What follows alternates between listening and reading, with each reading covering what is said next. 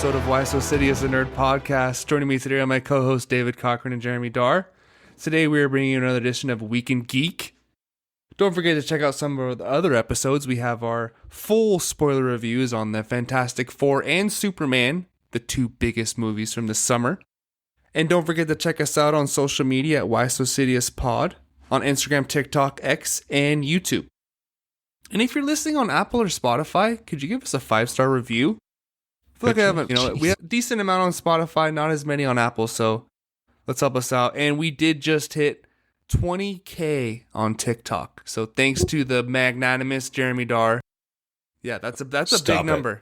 That's a good number. Let's go. That's huge. That's huge. I don't care. I don't care if it's tooting our own horn. That's wild. 20K? What a guy. Yeah. What a guy. This is all of our wins. Gay. And we are at 900 on YouTube, so we need actually 99 more to hit 1,000 YouTube. Then we can, monetize, get some ads going. So help us out, please. Only 99. Send it to your grandma. Right? Let's get it. All right, let's get into the news. We just had a big episode on Fantastic Four and Doomsday. We talked a little bit about Spider-Man Brand New Day, but of course, they were filming recently. A lot of news came out, so let's get into more on Spider-Man. And the Punisher special wrapped filming. So how do you guys feel about that at first? We get John Bernthal coming back in Daredevil, Born Again, and now he's going to be in Brand New Day and his own special. So stoked. So stoked. So stoked that I'm going to let JD start, really. I'm so stoked about the Punisher and Spider-Man 4. No, honestly, that's just exciting. So we had confirmed street level, which is what we've been asking for this whole time. Thank God. The Hulk being thrown into the mix feels very weird, very strange, I don't know what's going to happen there. The science buddy part makes the most sense to me without the Hulk, but we'll see how that goes. I would love the Hulk to be a chance for Marvel to show the fans how powerful Spider-Man really is. He does not have to hold back against the Hulk, so I think there's something that could really be done there. But we're not talking about the Hulk. We're talking about the Punisher. I think the Punisher in this is also a little bit weird. The Punisher special. As exciting as that is, a special that will be special. But let's talk about the special thing is he's in Spider-Man 4. You don't want him to be watered down too much. I said it before. I think Bernthal wouldn't sign on if they watered him down too much. So I think they're going to balance it right. In a PG-13 movie, though, I'm sure they could do something. But that's very exciting to have that contrast and darkness in Peter while he's actually going through his own kind of dark, confusing times. So I don't care how he's included, but the Punisher in there is very exciting. Do you think the special is going to be more of an origin, or do you think it's going to be like present day leading into the events of Spider-Man, or is he going to be dealing with the Kingpin lockdown? Like, what's the special going to be about, you think? I hope it's not an origin. We've already seen the origin multiple times in every movie that we've seen of Punisher and in the Netflix special or in the Netflix series, which this is technically a rough continuation of the Netflix series. They've Red and the Punisher have already had their relationship from back then, and the Daredevil seasons. Punisher has had 2 seasons on Netflix. So I really hope it's not an origin thing again. I think it's going to be what's been happening since the Netflix series, maybe. I think there's plenty of stuff you could do it's just a special presentation, right? So you don't need to have this massive story built out. It can just be a really cool 2-hour Punisher movie. I don't know. One. Yeah. What was about an hour? Werewolf by Night. Werewolf by Midnight? Was it something by night? That. Werewolf by Night? Yeah, that was about an hour or so. So around there, something like that. Like, there's plenty of stuff you can do to just give us awesome John Bernthal Punisher content. So I'm stoked on it just because I love him. So please, I love him in this role. Like, so any more type of scenes we can get with him in the MCU is awesome. We've seen some set photos. Not crazy about the first one I saw. It's just his bulletproof vest with the Punisher skull painted on it. It looks a little too neat and proper. Like the paint is clean white and it's a perfect skull. Wasn't crazy about that, but then I saw a clip of him walking by with his trench coat on over that bulletproof vest and it looked dope as hell. So I'm back on the train. I'm really... Do we have a release date for this? I feel like I haven't heard anything until they just said all of a sudden that filming was wrapped. Yeah, I don't know. One thing I could see this if they go back, not as an origin, but there's an arc called Born, where it's just his days in Vietnam. And that comic is telling you that he became the Punisher in Vietnam because he had to just slaughter a large group of people and he was caught by himself. And like, it almost hinted like the devil like got into his damn soul and allowed him to become the Punisher. Not like he made a deal like Ghost Rider, but in an hour special, if you don't have like a Punisher story that's relevant to the overall MCU or whatever, I feel like that would fit in an hour special. Frank in Vietnam. So it would have to be Iraq Iraq because of the modern day stuff. Okay, of course, right. But have you've seen the Punisher season 1 and 2, right? Have you seen both seasons? Yeah, because we get an episode where it's a flashback, like the first half, and it's this gnarly ass mission where it sounds like exactly what you're describing, where he just goes feral and is literally tears apart an entire battalion by himself, just gnarly, crazy stuff. But even that being said, if we did end up getting a war zone type Punisher like that, showing his military background and then leading into something, I'm not going to be mad at it.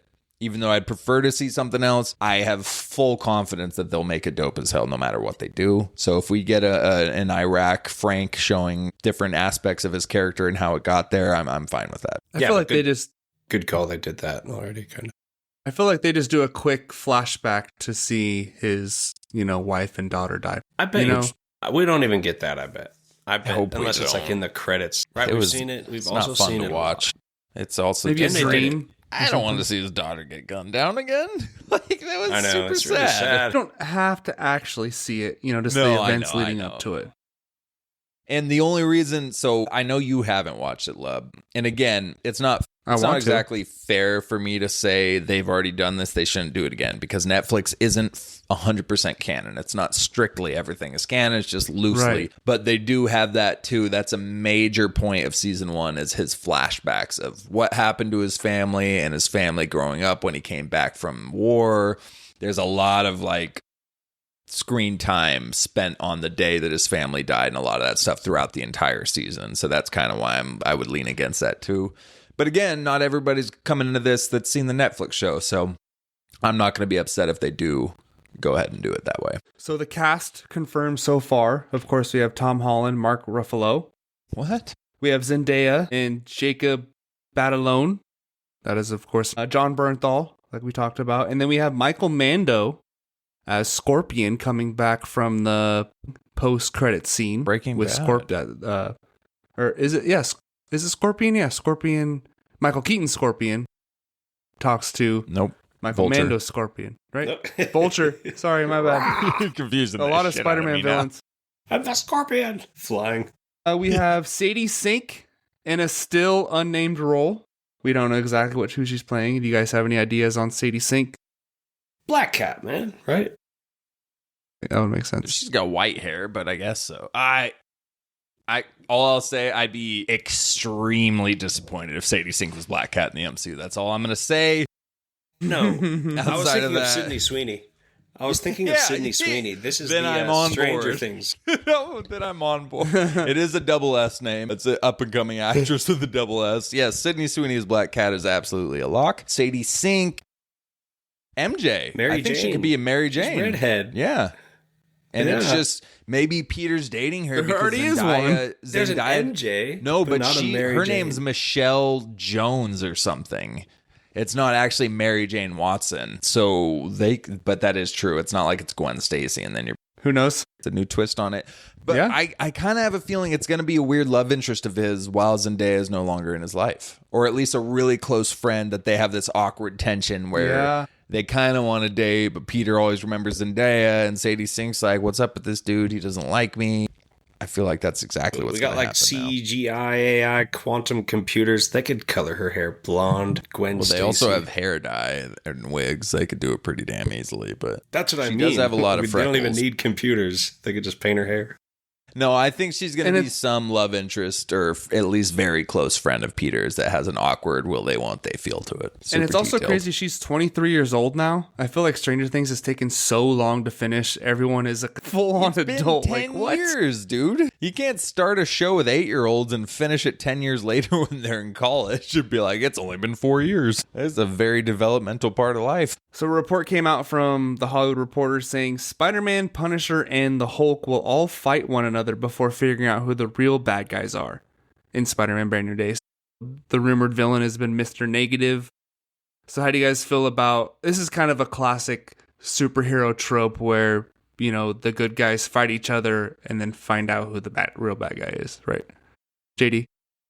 Man, a long time ago, I'd posted something on TikTok, most wanted MCU interactions we never got. And Spider-Man and Hulk was on that list. So I'm just really excited to see it. Dude, if they fight each other, that's just going to be awesome. Like I said before, Spider-Man doesn't have to hold back. He could max him out, see what he's made of fully. And that's exciting. Now, where does the Punisher fit into that?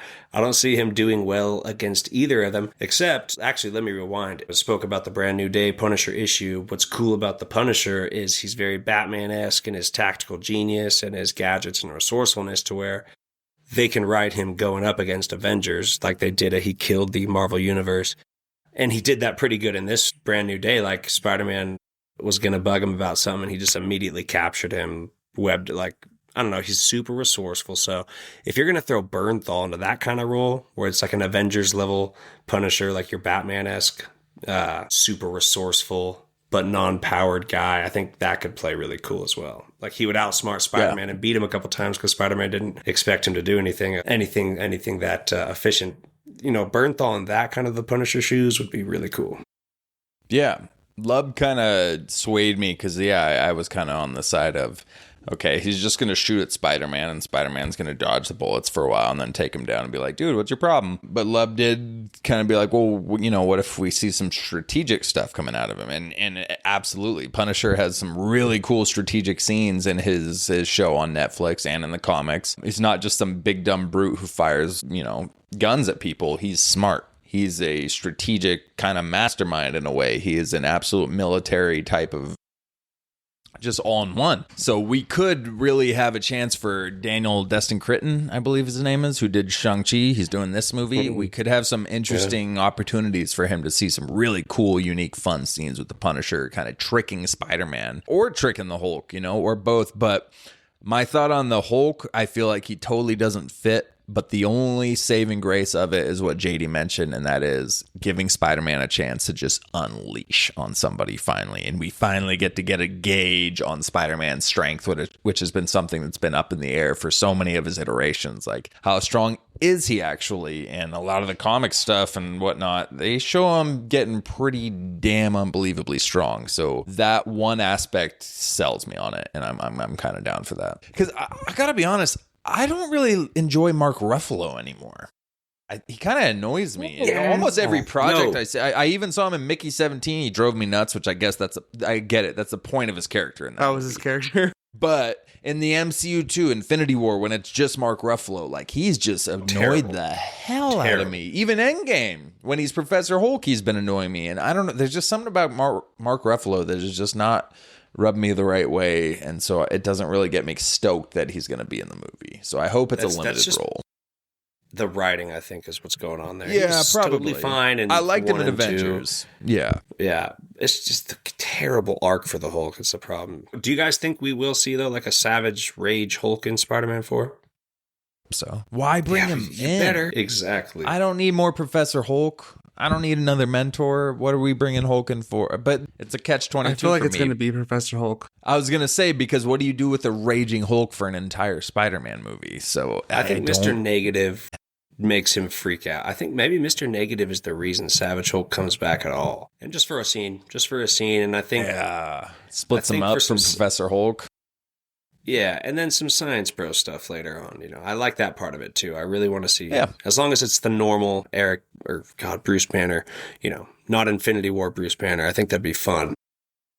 Oh, you guys are screwed now. God, so corny. Go away. Awesome. Apparently, Tombstone, Boomerang, Tarantula, and Ramrod will appear in the movie as well. We get we're talking Car about street Ramrod. level villains going back to the basics. Say it. So how do you, Dave?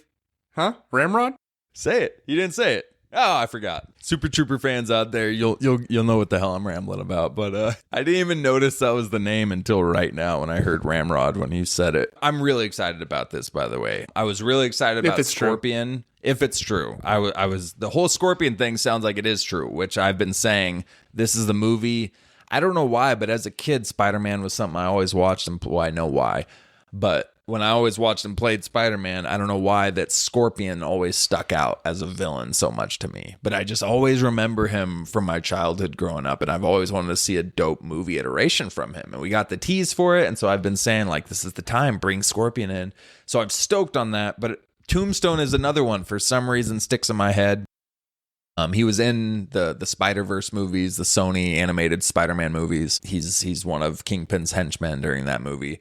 So that's interesting. Tarantula could have some interesting aspects. He's got some stuff in the comics where I'm wondering if they're going to dive into kind of his storyline and that stuff, kind of a savage type of spider character.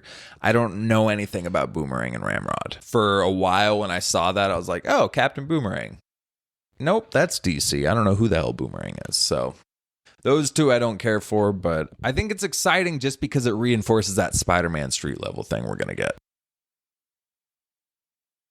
Yeah, aesthetically, look, if you picture Green Goblin and Dr. Octopus, then you picture like a Scorpion, nice, modern, good quality looking Scorpion. He fits right into the rogues of Spider-Man, so he deserves that place on the big screen, right? So that's exciting. I think he's, just a henchman. I really think it's Mr. Negative kind of controlling things. That sounds like we're going to get a lot of cool little battles with Spider-Man and a lot of different characters.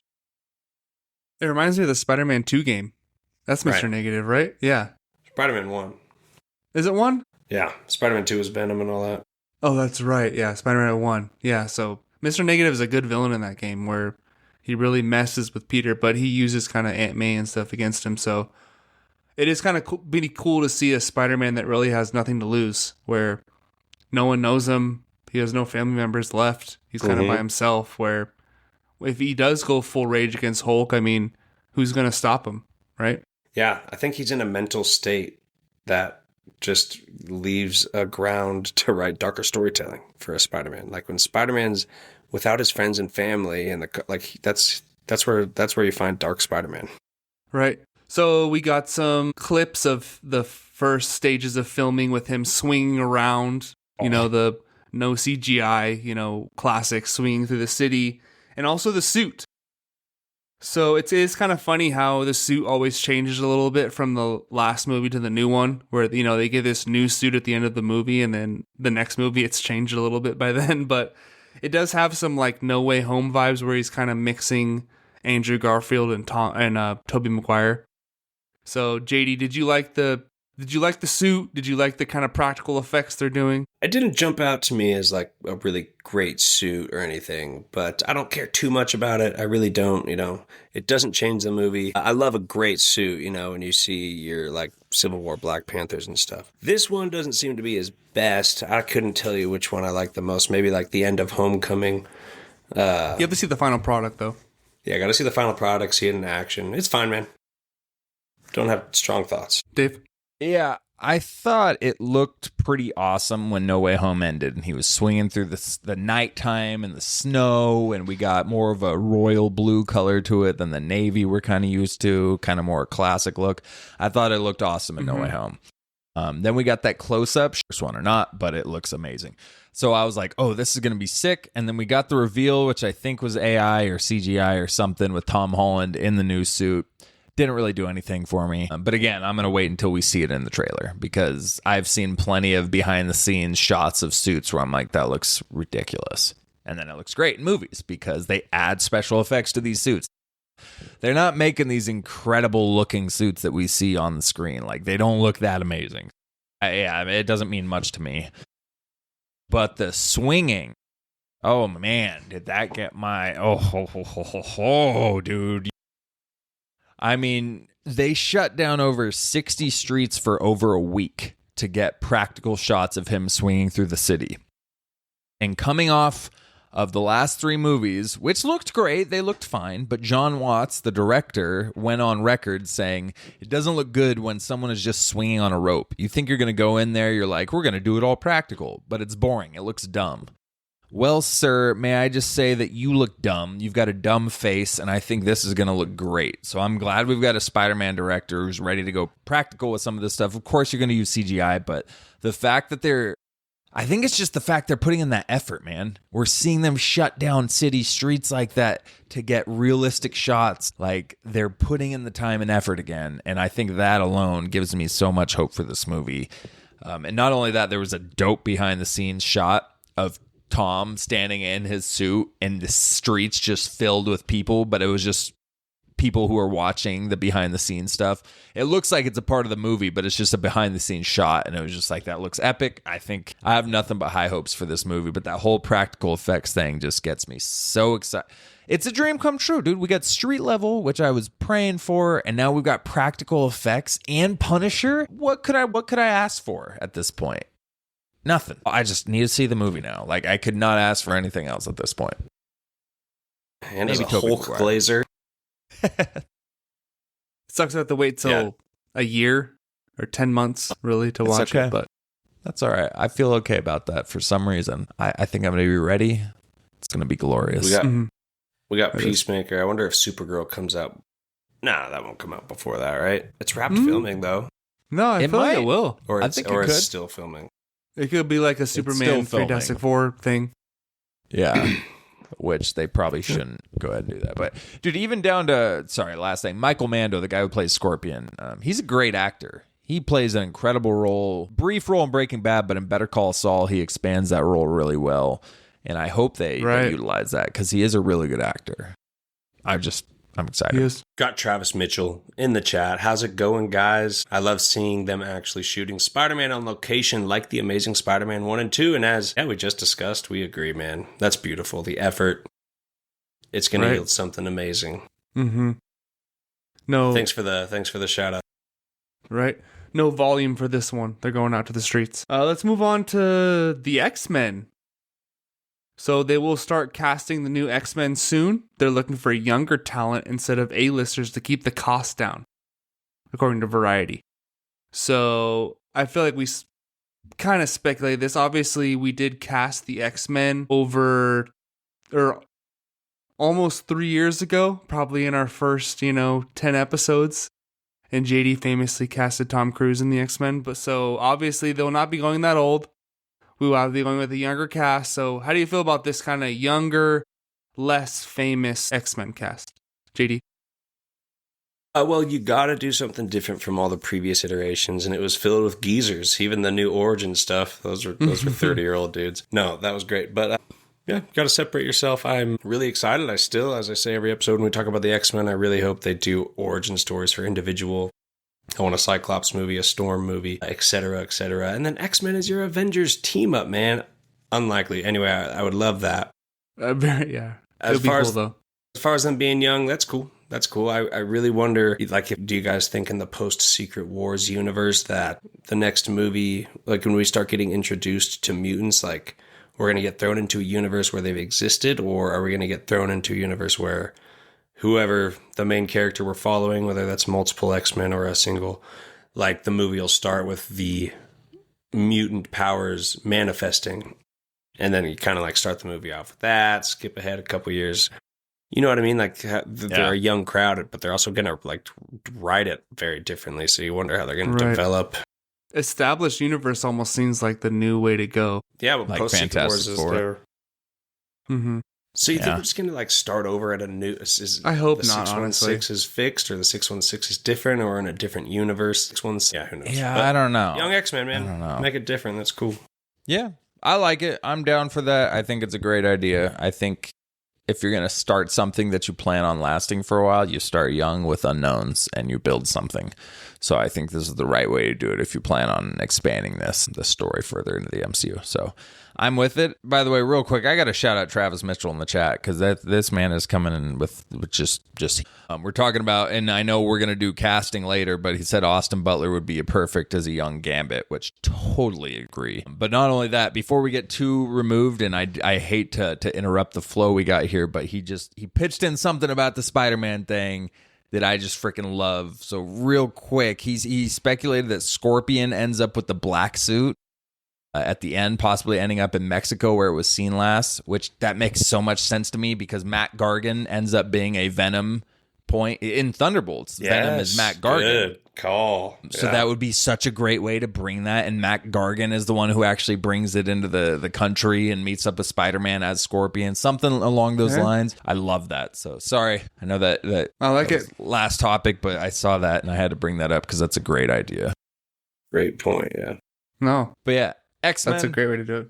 Young cast, good way to go. Ryan Coogler's ideas for Black Panther 3 are gaining excitement within Marvel Studios. So the real question here is, are we recasting T'Challa? Dave? I don't think you can. He's dead. I mean, I guess an alternate universe, T'Challa, but they literally had his funeral and everything in the MCU. So the recasting thing at this point just makes me feel like it's not really recasting. It would just be a variant at this point. But yeah, I could see them. I know the highest speculation is Damson Idris, who is just in one. He's Franklin in Snowfall. Seems to be a pretty good actor, which I could see that as an alternate universe T'Challa, but 616 T'Challa is gone, so I don't see a recast happening. Yeah, because how would you picture no, sorry, I was thinking of someone who wouldn't even be named T'Challa coming up the ranks. Great warrior, sure. He's like, yo, dude, we like you a lot. Be Black Panther. But that's not T'Challa. The other thing is... Right.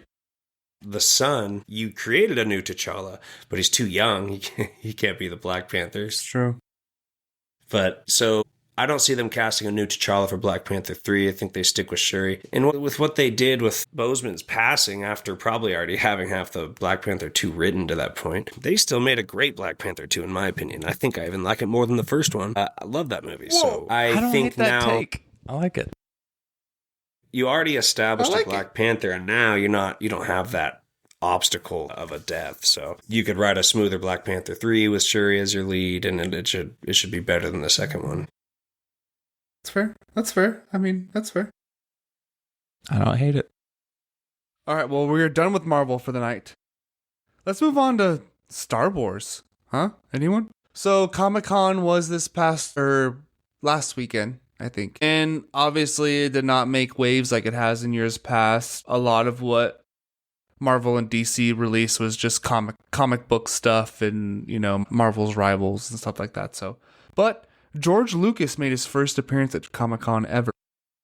Original concept art for Indiana Jones, vintage comic issues from Marvel and DC, a mythology exhibit with Egyptian, Greek, and Roman gods, and then there's just other galleries and theaters and stuff. So kind of cool. George Lucas opened. It'll be kind of cool to go to one day. Get to go to the George Lucas Museum, but that was kind of cool. He by Skywalker Ranch. Where is it?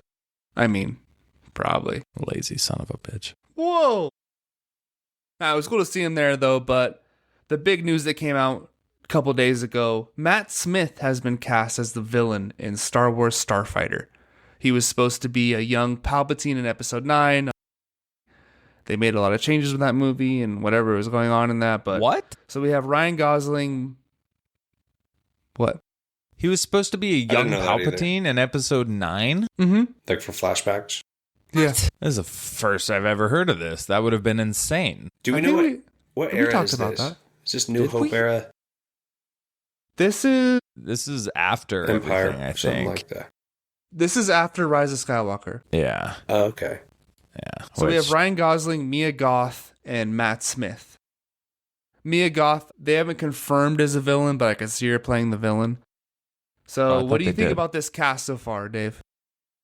It's great. Ryan Gosling I like him. I'm a fan. I like him in most of the stuff he does. He's pretty big and mainstream to be the lead for a Star Wars project, which is pretty unusual, but I'm intrigued. I could totally see him playing a type of Poe Dameron pilot or some type of rebel type role like that.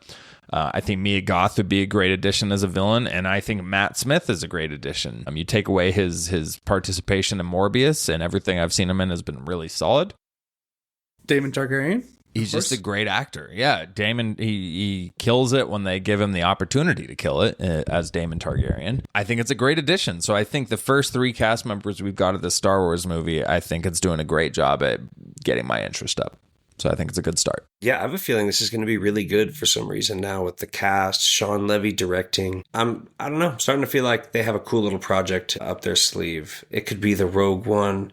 It could be the spaceship version of Rogue One. Right. What's a better way to put that? An aerial. Something, But man, the cast, the director, it seems like they have a good story. That's what Star Wars has come down to lately. Is it a good story or is it just fanfare? This, I'm looking forward to a lot, man. High hopes.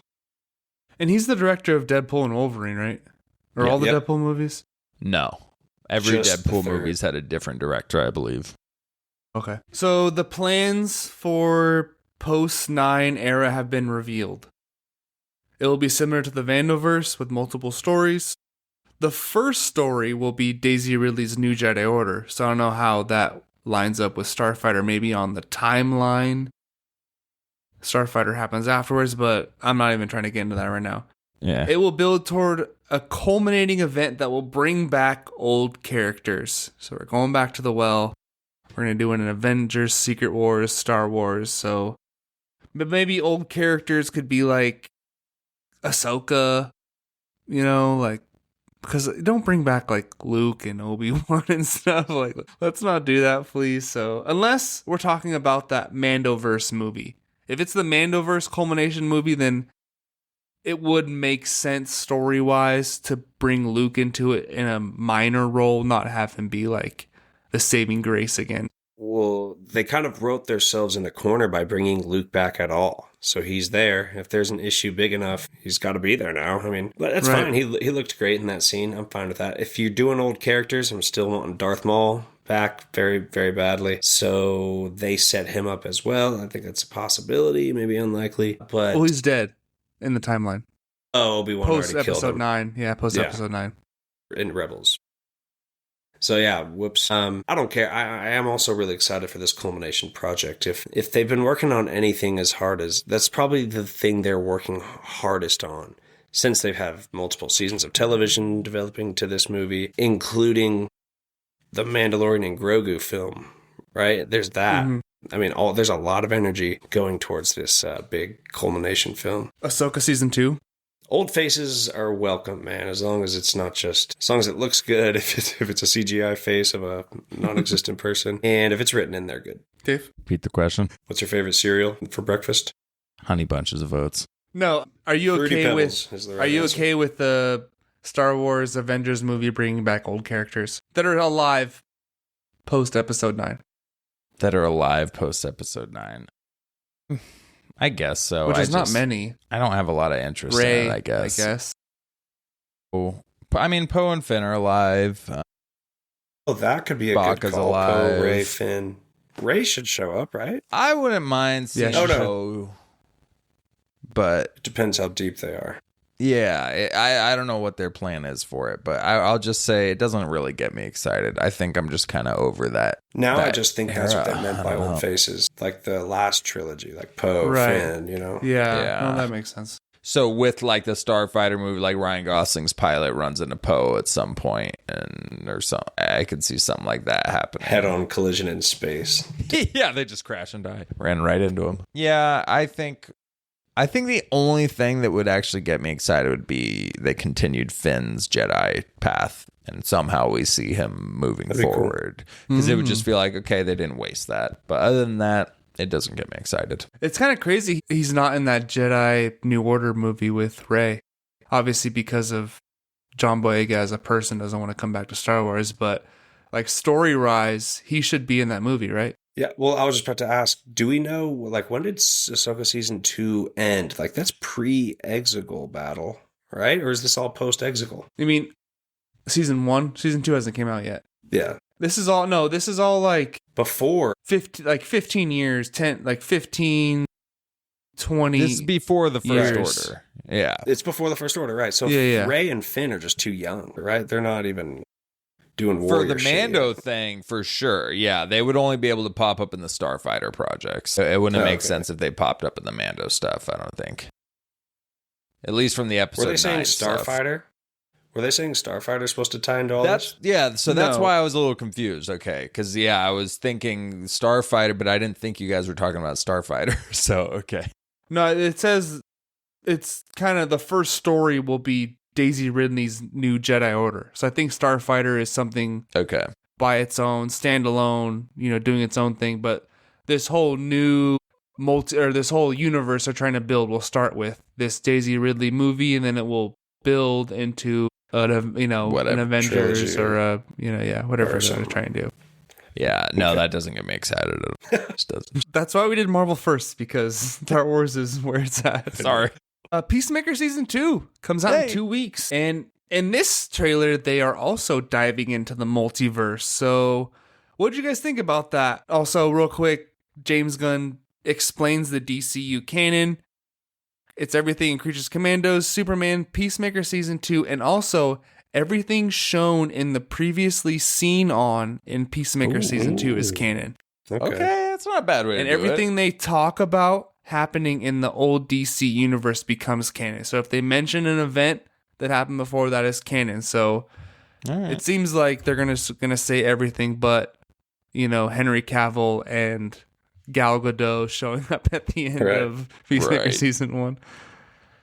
But what did you Dave, what do you think about them going multiverse? Do you think that's explaining Peacemaker season 1, or I feel like they're trying to branch these two universes with the season?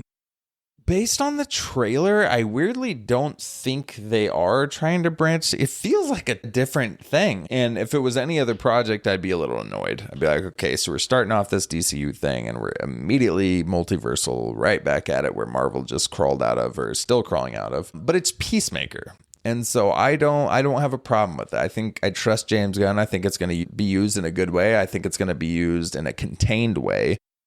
I think the whole multiversal aspect is going to be contained in this season of Peacemaker. I don't think it's going to have DCU ramifications for a lot of the multiversal stuff. And I'm fine with that just because Peacemaker is just pure entertainment. I didn't, the storyline of season 1, it wasn't like it was gripping and had a massive effect on the DCEU as a whole. It was just a fun show to watch. And the trailer, I think, looked funny. I think I'm interested. It seemed like the whole point of the multiversal thing based on the trailer is Peacemaker wants to be a hero. Nobody accepts him as a hero. So he uses his dad's interdimensional closet thing that we saw in Peacemaker season 1 to go into a different dimension and where Peacemaker is a hero. And now he's in a different dimension dealing with all these types of... But I don't think it's going to be used as any type of stepping stone for the DCU. So I'm not worried about it at all. I'm excited for the show. I think it's going to be very funny. I can't wait to see Vigilante again. Yeah, I'm not worried about it at all. Yeah, you nailed it. I think this character... I find myself not reluctant to watch this multiversal crap, which we've been complaining about for a while, but it is just Peacemaker and it's entertainment. He's quirky, it's weird, and I think in a way it will not necessarily be a stepping stone for the DCU, but a stepping stone for Peacemaker into the DCU and a little something for the fans to separate the two universes. I think he will end up in a different universe by the end of this, and that'll be the DCU. Maybe his dad and him flipped. His dad's super nice, cares for him, and he abuses his elder dad. He kills this Peacemaker, and now he treats his father really good, and he gets that love that he wanted because his father was abused by his son, and then it's super happy. That's kind of beautiful. I'm gonna tear up a little bit, Loeb. Oh my God, no, but I think it'll be a nice little step into the DCU, separating the previous shit, and it doesn't matter along the way because it's Peacemaker and quirky and James Gunn. So yeah, I'm good with it. I feel like they're gonna make fun of the multiverse in a way. They'll probably do a couple Meta. jabs. Yeah. Very excited. We will be covering the show. I don't know about every single episode, but definitely a couple episodes reviewing that season. It's hard to cover Did anyone comedy see the Avatar? sometimes, but sorry. Right. Did anyone watch the Avatar 3 trailer? Dave? Yeah, I did. It showed during my Fantastic Four viewing. Right, same.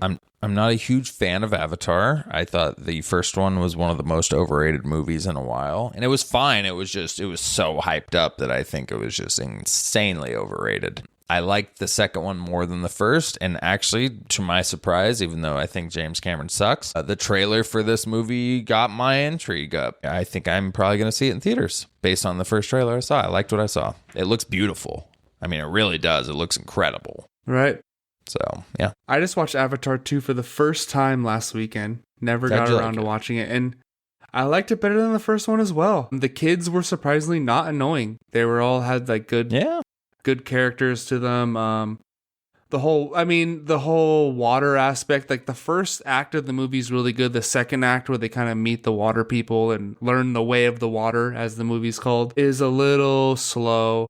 But then it kind of picks up towards the end. And I did like the ending, and it'd be kind of cool to watch it in IMAX too, like down in downtown Sac, like get like the real full IMAX experience. So we'll see how it goes. Obviously, it was excluded from our box office draft this year because it will be making a ton of money. But next year, nothing is off the board with Doomsday, Spiderman, Star Wars, Dune, Messiah. We got it all on the table, so stay tuned for that. Yeah, I think that about wraps it up for this episode of Why So Sidious. Thank you for joining us on another edition of Week in Geek, and we'll see you next time.